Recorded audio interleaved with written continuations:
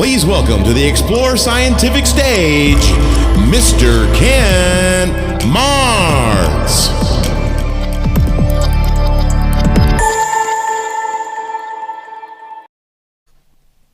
Hey everybody, Kent Martz here. Happy Wednesday. It is hump day and we've made Feels it past like Friday. noon. So it's downhill already. It does Feels sort of feel like Friday. So Paul's got a new microphone, so we're going to hear a lot from Paul during the broadcast today because it makes him like a rich, full-bodied coffee dark roast. Really, deep tones in him, and he's excited about that. I like actually having the ability to speak. So anyway, today, First Light Chronicles Day. That's what Wednesdays are. So we're going to be talking about telescopes and ways to get started in astronomy. Thank you for joining us again here on Facebook Live. I think it goes out on YouTube and maybe some other social media streams as well. It goes out on the Yes Network. Well, no, it doesn't go to the Yes Network. Oh, you said yes, so I thought maybe I said yes, network. you are correct. Oh, you are not okay. incorrect. Gotcha. I like being correct. Is generally what it's what I usually say. Yeah. That you're incorrect. I'm in the studio right now, which makes me correct. So Kent was taking a nap just like a minute ago. I literally was taking a nap, was enjoying my nap.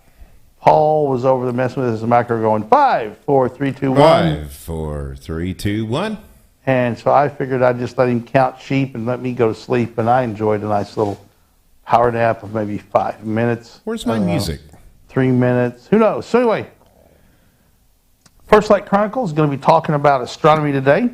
And first off, going to talk about the Bresser 6x21 specialized kid binoculars. I thought you were going to move the camera.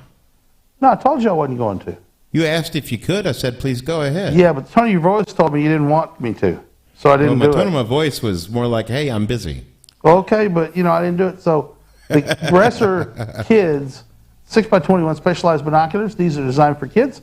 These are real binoculars. The great price is out there. This is a warm-up show for the Amazon Live that happens at 2 o'clock.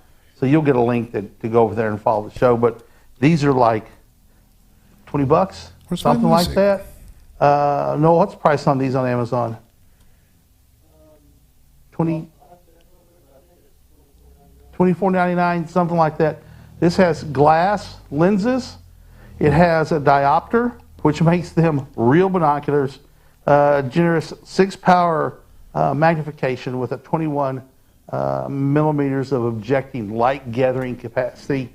I love these binoculars. They come in red and yellow and a yellow black and a green yellow, I think. This is the red and yellow one. These are made out of metal with a rubber insert. The yellow is rubber, nice grippy. Comes with a safety neck strap so you can put them around your neck, and if your child gets hung on them, these safety straps are just going to pop off and save your kid. Really nice pair of binoculars. I can't speak highly enough for these binoculars. They can almost focus on the camera. It's really darn close, not quite in focus. And there we go. So spectacular pair of binoculars. Get a kid started. When I was a kid, I started doing astronomy with binoculars with my dad.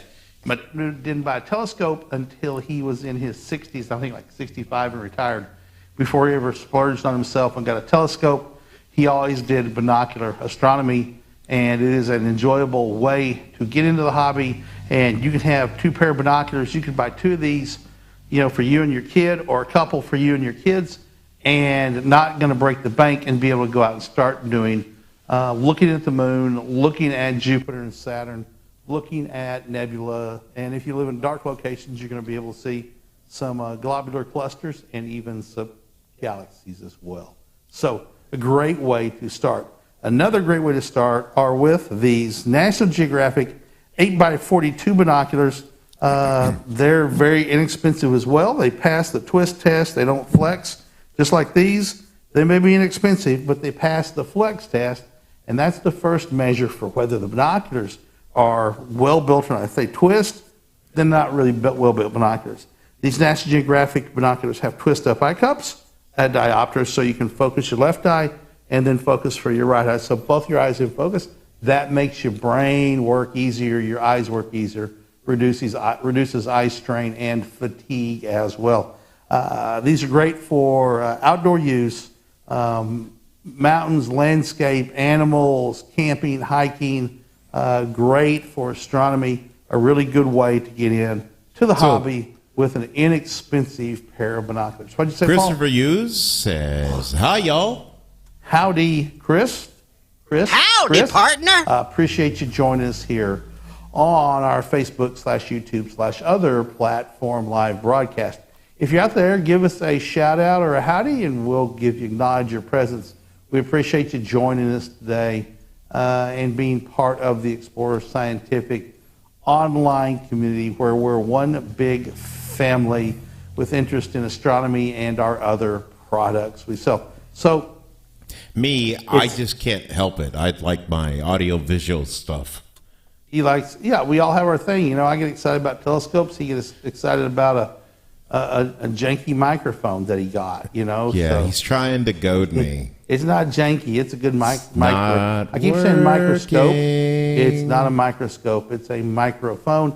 And as I said, it's a good microphone, and he's excited by it, so I'm happy for him as The well. same microphone that James Hetfield recorded the majority of his stuff on. Who? Yeah, Who's that's James Hatfield? Hetfield. Who's it? James Hetfield. Who's You know it? who James Hetfield is? I told you the other day. You got to pay attention to these things. He's a Beatle? No. Lead singer for Metallica. Metallica, yes. Not a Metallica fan. Like a few songs, but not a Metallica fan. But do you know who Jennifer Nettles is? Exactly. No. No. I will eventually come up with it because I know it. I can't. Lead singer for Sugar Land. Lead singer for Sugar Land. Oh, no, I don't know who that is. Oh, there you go. See? So there. You have the canoes you like, and you paddle those canoes. And you like heavy metal Metallica? I like all music except for. Don't say it, then you'll alienate those customers. Just Whatever. Don't say it. I know. Look at it this way. He likes all the music he likes except for the music he doesn't like, and then he doesn't I'm not like going that to music. alienate the customers. There's a good mix. You got me, and then got you. Exactly. Much different people. And I'm sure they could name, absolutely, David Byrne. David Byrne? Nope. Okay. David. All right. I got to fix the freaking camera that you didn't fix. We're past the microscopes, binoculars. Oh, we're going to the telescope now? Getting ready to talk about the telescope now. Absolutely. So, Okay. So over what here- normally happens on First Light Chronicles, by the we way? just sort of jump around because we're not on very long. No, in the Oh, afternoon. So, a little bit of housekeeping. We will not have a on the wing tomorrow night, and we will not have a focus on astrophotography tomorrow night at 4 o'clock Central Time. We will be doing our Amazon Live broadcast and probably the Facebook warm-up, but I will not be hosting on the wing, and Tyler will not be hosting the actual focus on astrophotography, because we're going to a music festival this weekend, and starts tomorrow, going to set up tomorrow, and it runs 24/7, Thursday night, Friday night, and Saturday night.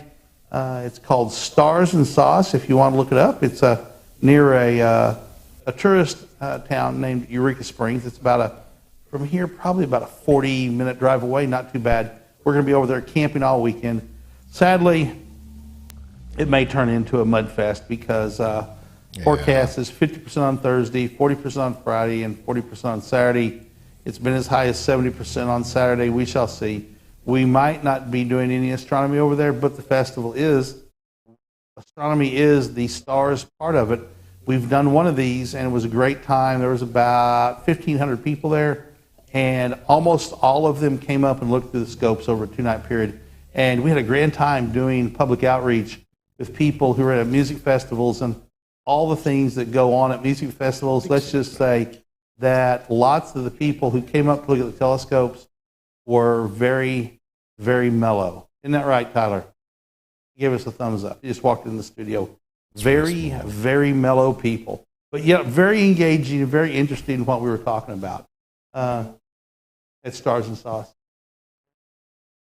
Very mellow people, Tyler says. He gave us the, hey, Tyler, were you giving us the okay sign or another kind of sign?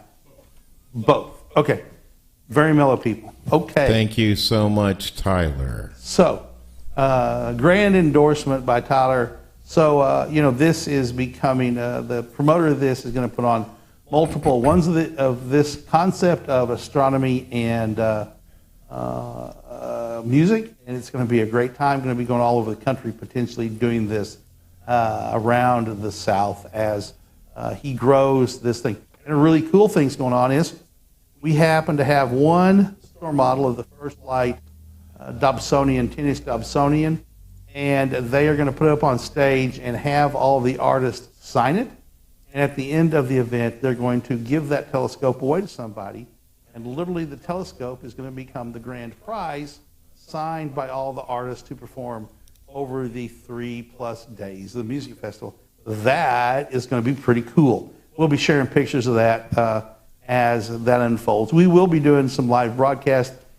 If the cell phone system over there is robust enough we can to do try some live broadcast, we have our cell phones. We also have mobile hotspots independent of the phone, so we'll try and see what happens. It's got Bortle 3 skies, so going to be pretty good skies if we don't have the clouds. Sadly, our research and development team has not yet perfected the cloud filter. So, if it's cloudy, we're just going to have to just enjoy the music festival without telescopes. To my left, we have the Explorer Scientific First Light Series 127 millimeter Maxitov Cassegrain telescope. So, swing this a little bit to the side. Let's go this way so you can see maybe a little bit better. The telescope is on a twilight nano mount. 127 millimeter aperture, big, nice 5-inch aperture, and it's got a focal length of 1,400 millimeters. You go, well, that's not 1,400 millimeters. That's because there's a mirror here, primary mirror here, and there's a secondary mirror right behind that black dot right there, and that causes it to fold the light path. You get a short package but a long focal length. Focal length becomes the magnification function along with the eyepiece. So the longer the focal length, the more magnification it has. But it also reduces the F ratio, which is the focal length divided by the aperture, gives you the focal ratio. Becomes a very, like an F14 telescope. That's okay. It's good for planets and bright objects and brighter things in the sky.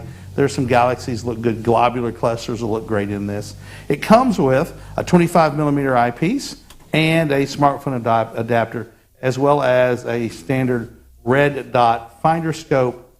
A great first light telescope, very simple to use. You just set it on the ground and move it with the handle left, right, up, and down. Just that's all there is to this telescope. This is fresh out of the box, and we haven't moved it up and down to distribute the grease inside there to get that loosened up. So you just need to sit there and move it back and forth to get the loosened up. Simple focusing mechanism right here. And instead of like on a refractor where the draw tube or the focus tube comes out, this is actually moving the mirror this way, forward and backwards, to get it into focus. And let's see, what else do we need to know about? Oh, the front of it has a big piece of glass up there, right there in front. You can see light reflecting off of it. This is the Maxitov part. The design is a Cassegrain with a secondary in this design of the primary. But you hear Schmidt Cassegrains. Well, Schmidt refers to the corrector plate in front. Maxitov refers to the kind of corrector plate in front. Has to do with the curvature of it. That plate in front starts correcting the coma that's caused by the curved, very highly curved mirror that's in here. starts correcting it so all the light stays lined up, and instead of being smeared, it all looks good and the stars remain round. So we're also going to be talking about over at Amazon Live, back over behind me, the 102 millimeter, 1,000 millimeter focal length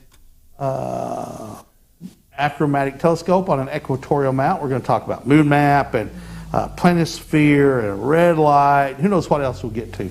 So we're going to go get set up for the Amazon Live broadcast at 2 o'clock.